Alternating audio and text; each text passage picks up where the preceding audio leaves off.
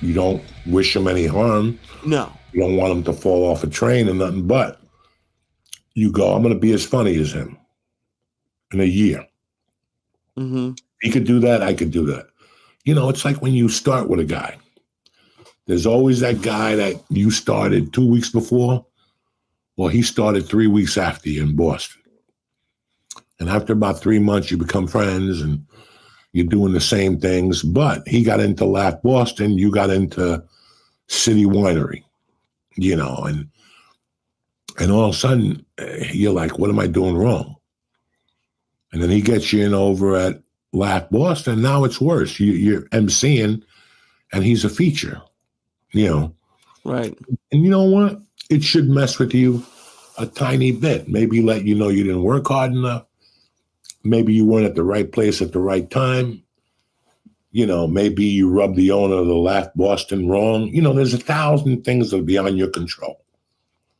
You were at a club one night, open mic, and the manager from Laugh Boston came in, and you had 3 beers in you. You went up to him, when am I going to get booked at Laugh Boston? I'm a funny Jew. Okay. Check, please. Right. There's 1,000 variables. But at the end, you look at that person, you go, God bless him. And then you go on your mission. And that's when you put the fireman hat on, like we discussed. It's a fireman hat. Things are going to hit you, and that's why it's cut that way, so it rolls off. And you're moving head first. Like, you always want to keep your chin up, but at this point in your life, you're working like this, and you're damaging your third eye because you know you got to steamroll past the bullshit. And there's going to be a lot of it. Some of it is self-inflicted. Some of it is you bring it on yourself, and some of it is nature. Not everybody's going to like you, Lee. Right. You look at those people and go, you know what? Don't go, I'll be back here in 3 years when I'm headlining. Fuck you. You don't know what you... Thank you for your time. Right. And just go, someday he's going to call me for a gig. I hope so. I was... Very humbly, very humble. Like, you know. And you're going to go, okay. And if you're an asshole, you're going to go, fuck you. But you're going to go, okay, I get it now. And you go down there, you give him a big hug. He cracks a joke. You crack a joke. And you both know why you're there. Because you're selling tickets. There's no reason to bring it up, or you both know why you're there. He needs you to sell alcohol, and you need him to sell the fucking tickets. Or he needs you to sell tickets, and he needs to sell alcohol. And once you realize that, that's a very tough swallow for comics. Yeah. That's one that we'll get to in a few months. Okay. That's a very tough swallow for comics. There's a lot of tough swallows for comics, but you gotta, you know, listen, I've always said, when you're a comic, you're a hooker. You're no difference in the beginning. You're just trying to get the best deal. It's our instinct. It's nothing that you're wrong with you, or my mother didn't raise me right. She burned me with cigarettes. No. You just fucking... And people, it takes some people some time to get it. But once those motherfuckers get it, you're going to have a problem. Right. And because it's very hard. But it's, I don't know. Like, it's hard. I can see where people would drop off.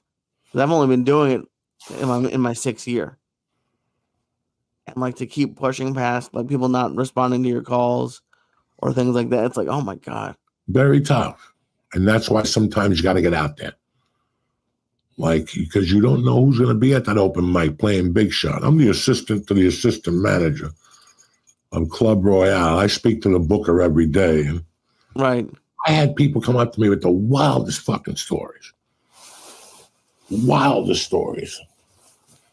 About their father knew this guy and he'd make a call for me, and it was absurd. And you know what? Some people did.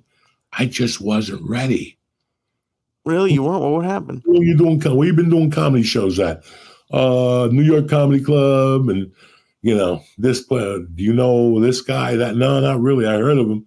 He's fucking great. That guy. Okay. Are you getting paid for your gigs? Nah, but I'm fucking funny, man. I'm telling you.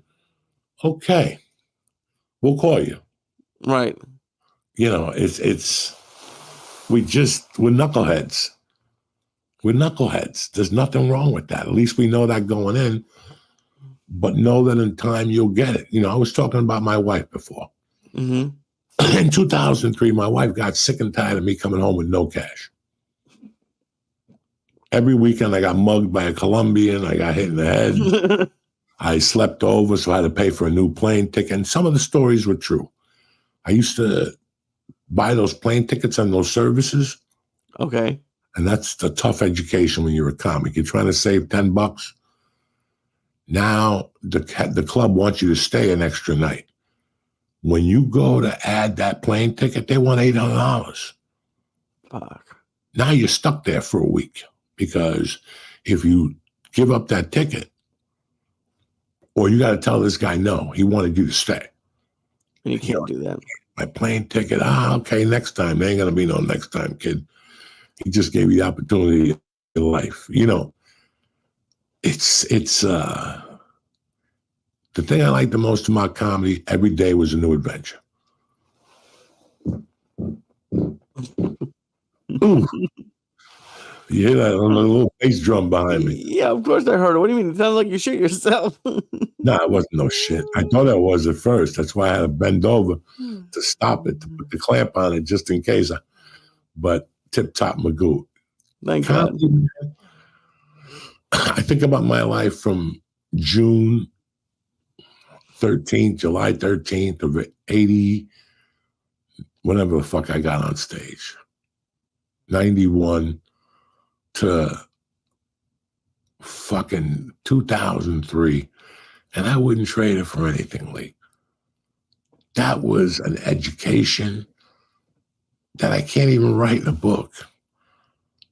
I can't describe it to you. I don't even know half of it, but I do know this.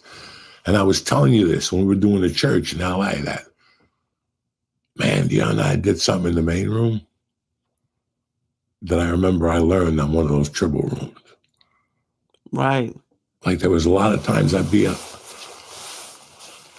in a theater in Milwaukee or New York, and something would happen and I would roll with it. And I'd go, wow, that's something that I learned 24 years ago. Start to finish, salad, dessert, appetizer, everything was fucking delicious. So it's a food culture. So, you're in great shape. You take care of yourself. Yeah, kind of. I like Do you eat what you want? You have a great metabolism. You work out a lot. Not as much. I work out a pretty decent amount. I wish that I wish I actually ate more. And just like you would do, like you did, just sometimes I just want to honestly just fucking fill myself with fucking food and salt and fucking sugar. It's fun for a little bit, but I would give anything to be as skinny as you are. So it's really? Yeah, man, I've never been skinny. So this is like a new thing for me. Oh, well, so your whole life's fucking feeling a little bit different on you.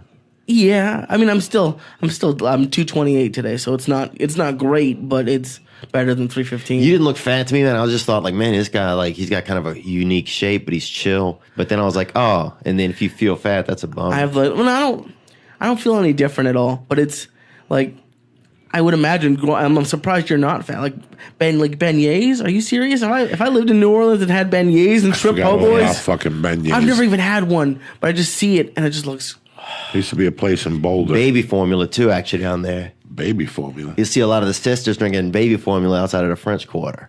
Yeah. I don't know if you ever noticed. In a bottle? That. What do they do? Huh? In a bottle? No. Just a can, bro. It's just canning up. It's true, man. A couple of sisters out there canning up. It's, it's weird you're talking about this. Because I think that, my best eating period, you start off skinny. You work out in high school, you play football. I had a friend that used to eat a box of fucking cereal for breakfast and an Entenmann's cake. How the fuck and a gallon of milk? Whatever the fuck the milk is with the cereal. Was he driving truck? That's insane. No, he was in high school and he would lift weights and then I was eating too. I had a great appetite. And then I moved to Colorado and they took away the night eating. There's no more drinking and going to eat what I was used to eating, which was an open steak sandwich at 2 a.m. with a bowl Filling of it cream up. of turkey soup. And not even brushing your teeth. Shit, just going to bed with dirty teeth Fuck and yeah, shit. son. That's how I do it. Fuck dude. yeah, fucked up. So that's where I'm from, man. A place you go to bed with dirty You teeth. get dirty teeth, and you don't. I don't eat here at night. I go home. If I'm really high, I'll eat whatever my wife cooked, which is controlled. It's like a chicken cutlet. You know what I'm saying? Yeah. Like there's not like 20 chicken cutlets. Well, there's 20 chicken cutlets. You could fuck shit up. There'll be like one leftover chicken cutlet.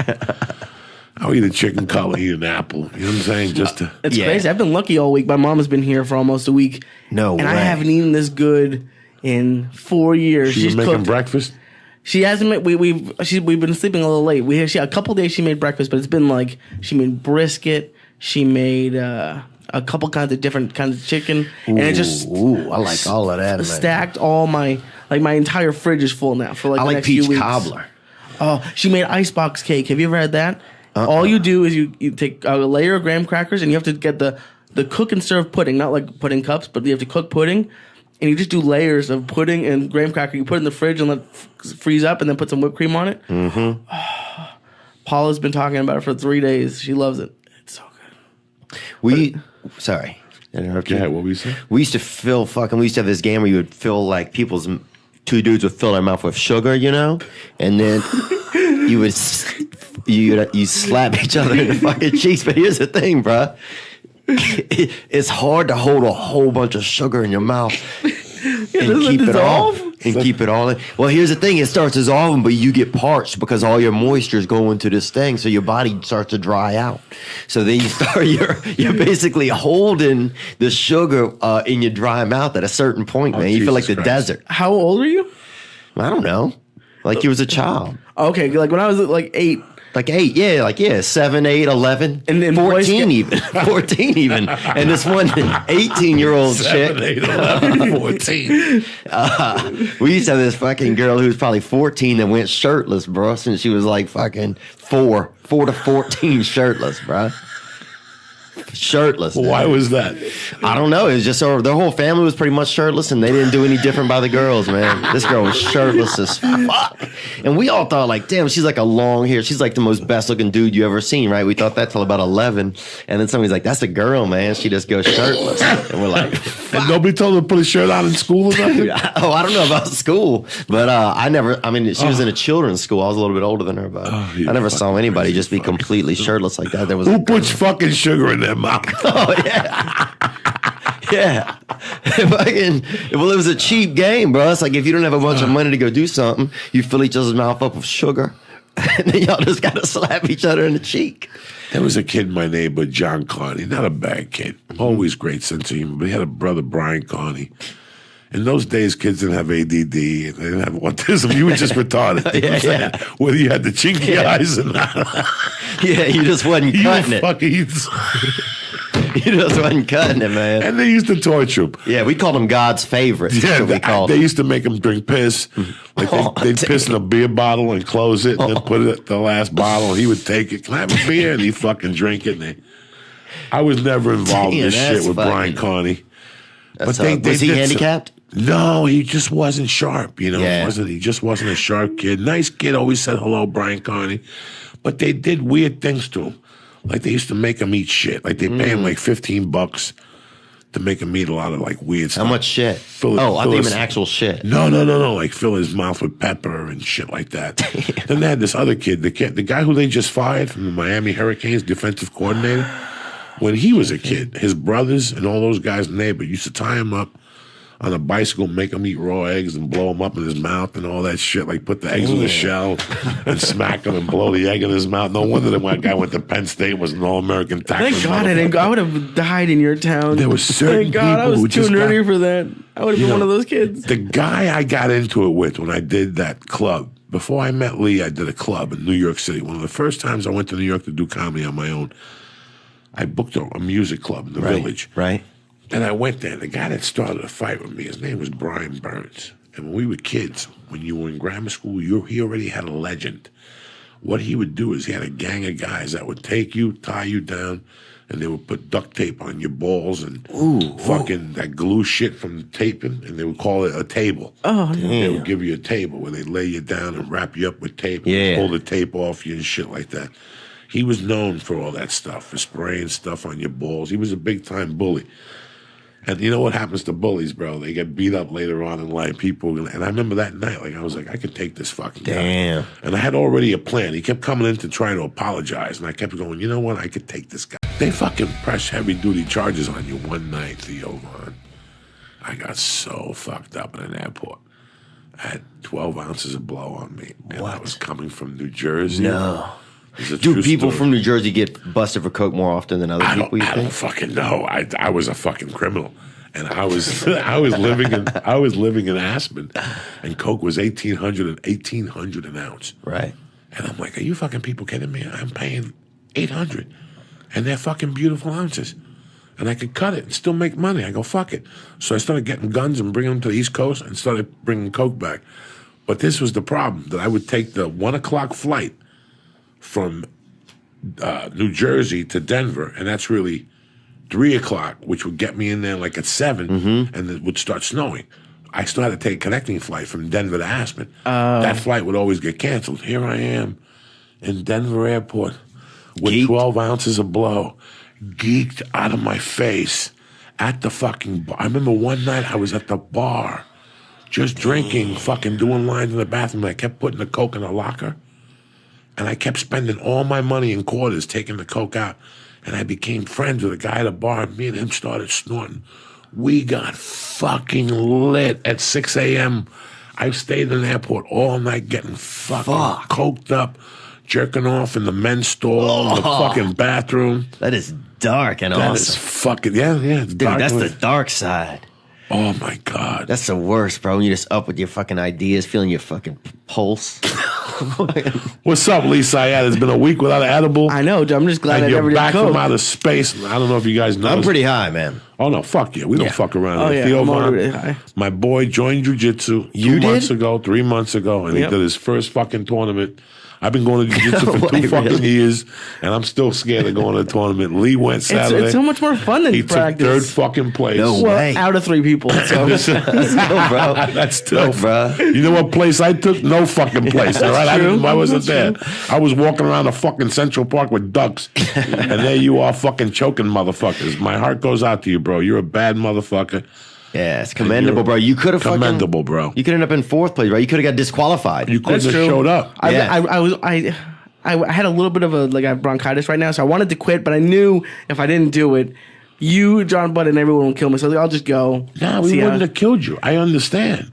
What was the but match like? Tell me about the match. I wanted to see you play out the hand, Lee. I see. I'm not. I was never scared of it. Like I've said, I've wrestled in high school. It was never good, but I knew I wasn't gonna like physically die, or occasionally No. someone breaks an arm or something. But that's not even the end of the world. It really. I've been losing weight for the past couple of years, and it really kicked it into gear that I need to finish losing the weight because because it was a smaller tournament. I'm 228 right now. I was Right. going against people who were like 290, 280. So it wasn't an ideal situation for me. Were you pretty did you smoke first? No, oh God, people ask me that, man. I can't imagine I don't doing that smoke high. before jiu-jitsu. It makes it weird.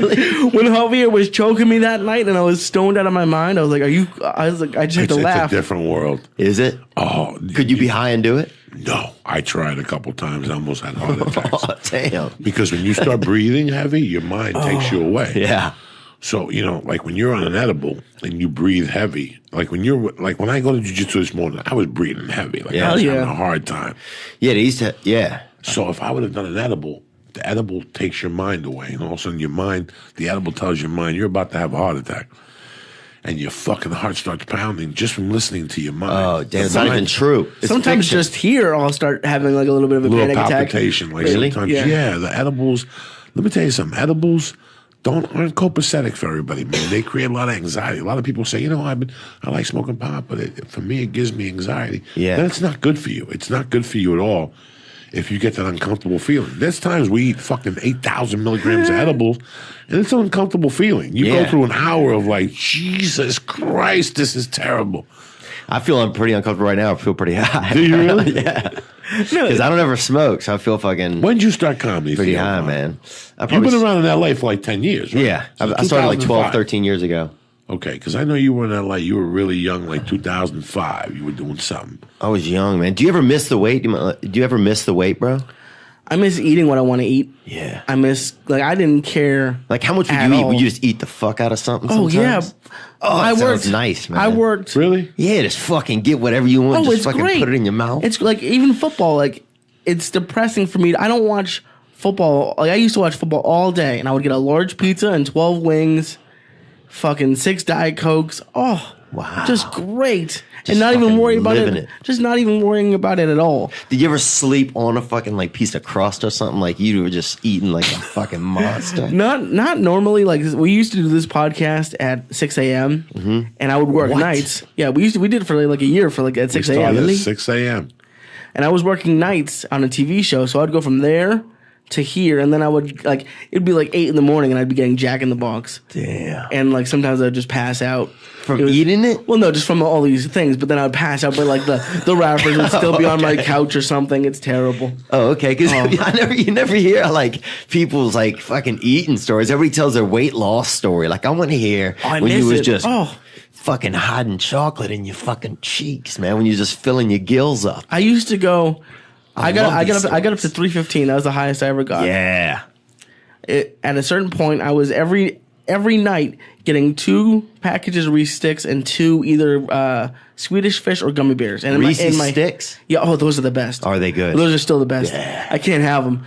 I can't have them, but those are the best. And then either Love that Swedish story. fish or gummy bears. Yeah. And just have them. And I would tell myself I would have the other. I would have 2 of each the next day, but it would never happen. Wow. So And I you miss eat them all, huh? I miss that. Now I have a fudgicle, and it's depressing, but it still tastes. yeah. It still tastes good, but it's not. It covers the spread, Yeah. but it ain't what you really fucking want. That's the worst.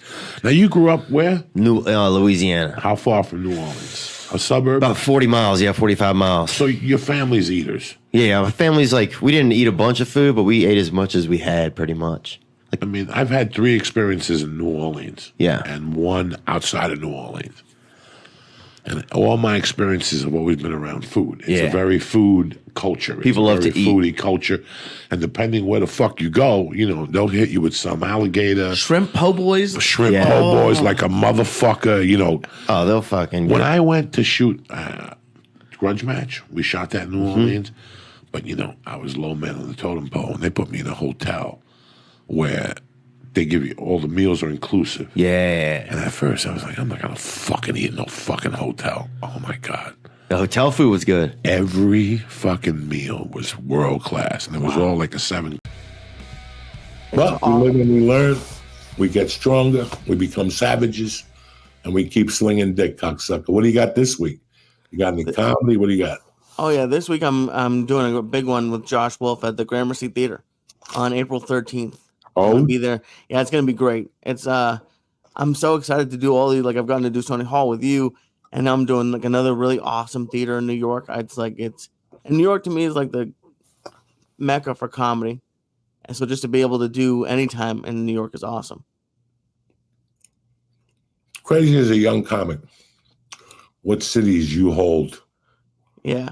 There's a list that you won't tell nobody where you want to perform, because you don't want people to laugh. You'll never get into the punchline. Right. You'll never get into the spellbinders because you're Jewish, whatever. Right.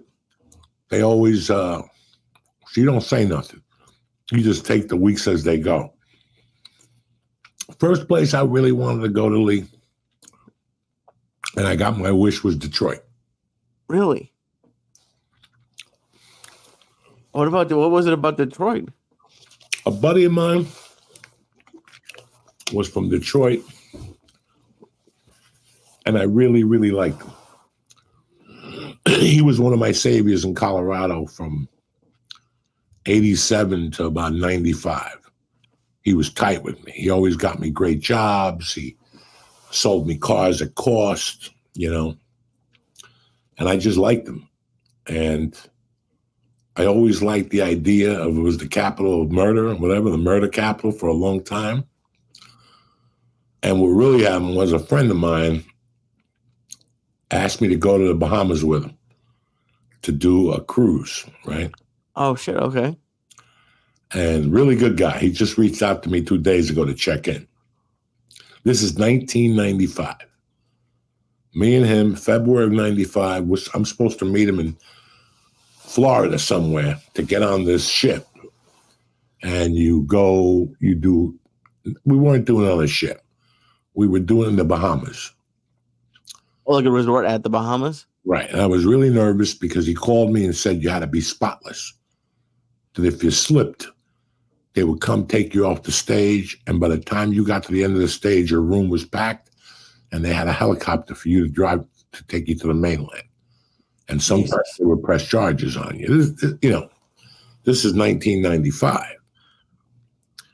And I'm a little sweating it. And about, a week before the gig, he calls me from a hospital in Florida. His gallbladder blew up, something. And he had to cancel that week. Motherfucker. Right? And I'm like, damn. But again, I knew I was going to get taken off that island. There was no way. I was definitely going to get pulled off that island. I didn't know if it was the first night or the third night. So when he got back, he felt really guilty. And he goes, do you have a resume? My resume? And I had his resume because I used it. I would always open up for him. So people would say, send the resume, and I would have one of his and whatever. Plus, I would look at his resume and fucking dream. He was the HBO Comic of the Year in 1985. And, had a couple specials and shit. And he goes, pick a club. And I saw this club in Detroit, Michigan. And I go, that one. And he goes, I'll call you back. And he called me back and he goes, call the guy. He's waiting for you to call. Joey's Comedy Club. And were you headlining or featuring? I was featuring in Dearborn, Michigan. Jesus. And I drove, and the weekend changed my life. I learned how to feature really well. I got 3 more weeks offered to me, and I met a girl that I ended up staying with until 1999 or something. It was the weirdest weekend ever. That's a pretty good weekend. Yeah, I drove back, and then she came to Boulder and hung out with me for a few weeks. Then she went back to Michigan to get her stuff. Then she came back to Boulder. We went camping, and then she went to Seattle, and I met her like 2 weeks later. Damn. All because of this one weekend. Yeah. All because of Detroit. And you just kind of picked it at random? Yeah. Listen, I always wanted to go to New York, but what was I going to prove in New York? I already knew the rules in 94 and 95. People would tell me, if you go to New York, you're not going to get a dime. Mm-hmm. Every set is free. So you got to cover yourself and get rides. And then I really wanted to do Vegas, but there was something about the insignia of the Seattle Comedy Club at the time, the Underground, that just seemed cool to me. The name, the Underground, seemed cool. The insignia. Now, did I ever think I'd end up in Seattle? No. But that's the way it went. That's just the way life was going at that time. There was no plan. It was, kumbaya. 1 minute you're in Idaho. The next minute you're doing a one-man show. Not a one-man show, but you're doing a show in Wyoming. The next thing you know, I'm in Michigan. But then, when did the switch change? Because, you and I were talking today, and you have a plan for everything now. But then I've always had a plan. This is your fucking career. You're not going to get nowhere running like rampant, okay? You're not going to get nowhere running rampant. It's great to be that in the beginning until you really find out what's going on and how the system works. And you don't even know how it works at that point. You're still going on the funny gauge. You know nothing about selling tickets, and you don't want to know. You barely got a headshot. Yeah. Right. You don't get a headshot till 10 people ask you for one. Okay, Nah, deal. I'll send you a caricature. When I went to court in 87, the guy from the paper drew it. No, but that's the problem. I don't like people moving slow in comedy. I didn't have the basics till I was in Boulder in 95. That's why I started getting the basics, but I was attacking Lee. Like, I was like, you got a gig, I'll do it. Gas station, under the gas station. I used to do a gig on Monday nights. I still laugh about it. It was at a bar, and they had a stage. You think they put us there? No. They had a room all the way in the back that had like this molding on the wall that looked like you were, and only sat like 12 people. Oh, fuck. And I would go in there and kill on Monday nights, like just in this little fucking room. It was just a set. And all of a sudden, you're on stage. You've already done your rain material. You've done your fucking, they didn't tell you this before you went up. Right, no. They're going to send you a note to the stage and go, the headline is running late. Stretch it out, bitch. Fuck. And now you're going to be forced that's how you improve.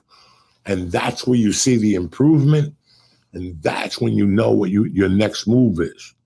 That's why your priorities should change with comedy every 90 days. You're focusing on something else. This month, I'm going to focus on this joke and this bit and where to put it. And every month, you have a mission. Every week, you have a mission. Fuck. Yeah, that's crazy to think about. All I've thought about up until this point is like just trying to write jokes and be funnier. And that's what you should be thinking about at this level. Okay. That's it. Everything else, as you're doing this, you're learning. Listen, man. We were talking about something in Austin about somebody who went to Montreal and did very well, and they gave him the world, and one day he just iced himself, and he had a pretty good movie career going. There was a particular director that fell in love with him, and was giving him movies, but what he wanted to do, they didn't want him to do, And it's really weird because I always think of them when people get a quick push, how they're going to handle it. They're either going to excel, and then you got to give them rope again, because how they going to deal now that they got 10 million? How they going to treat other people? Are they still going to come to the Comedy Store and do sets? It's very interesting to see all those things also. And then, I want everybody to be ready before they get hit with a ton of bricks. That's what my point is here in this right. Comedy career. There's two fucking careers in comedy. There's that fucking around one when you got your friends and you're all comparing shit, and then you move up a little bit, and then you move up a little bit, and then guess what? It gets fucking real. And now every time you go on stage, like I told you, every time I go to the store and I'd bomb, I'd walk to the car going, this is the last time I'm going to see this building. But I feel that way every time I go on stage. But I do see. It's fucking nerve-wracking. Oh, it's hard. That alone, that thinking in your mind,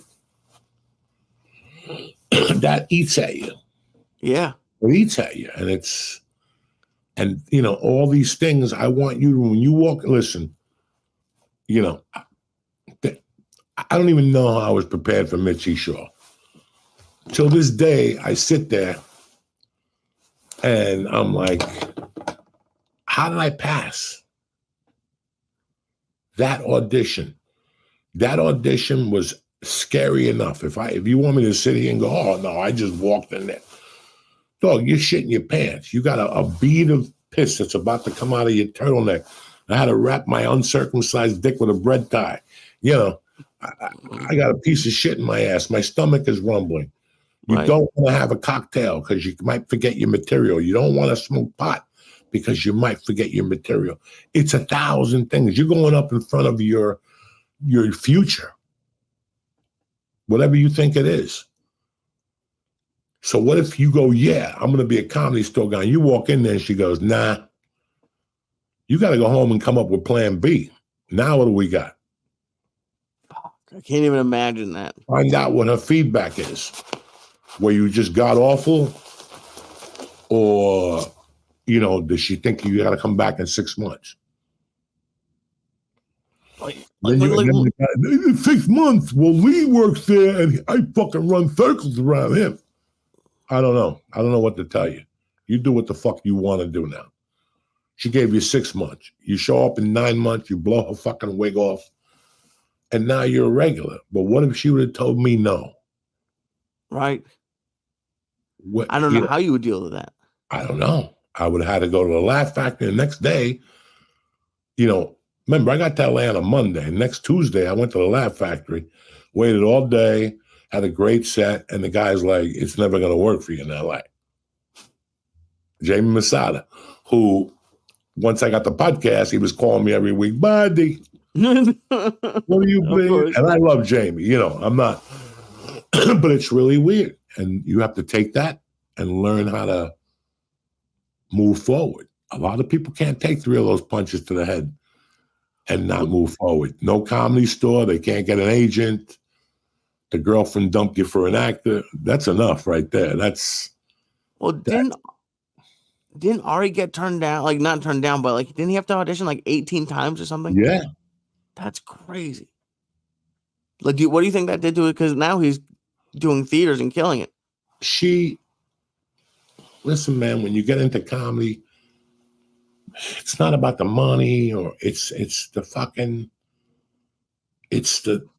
longevity of what, you have to, you sell a piece of your soul. You sell a piece of yourself. Now I'm giving the right to these people to call me every day and pitch ideas at me. Now you don't get popularity, you lose pieces of yourself. Why? And everybody can handle that because everybody wants a piece of you, Lee.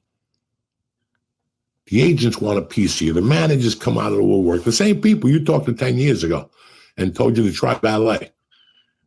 Now they call you up and what are we going to need to do here? We've known each other for 20 years. Why did you not sign with me? He told me to try tennis 10 years ago, So that takes that itself, all that, because now you're going from, I want you guys to know comedy 100% in and out before you start getting hit in the head with bricks. I am your protective uncle and your protective father. Because that's like becoming a blue belt in jiu-jitsu. 50% of people quit right off the bat. Really? You think when it starts to go well? I could, if I got a notebook and I wanted to be a dick and embarrass people, I saw 10 comics who lasted a month in LA. Wow. And next thing you know, they were gone. Were they doing anything in LA? They were starting to, but it wasn't home. It wasn't home. You're in AAA ball. You're the star. You're hitting home runs. People want to jump up and down with you. Now you're in Major League Ball. Nobody knows who the fuck you are. You're carrying towels. You're fucking bringing waters. You're calling people mister. It's the same, it's the same fuck.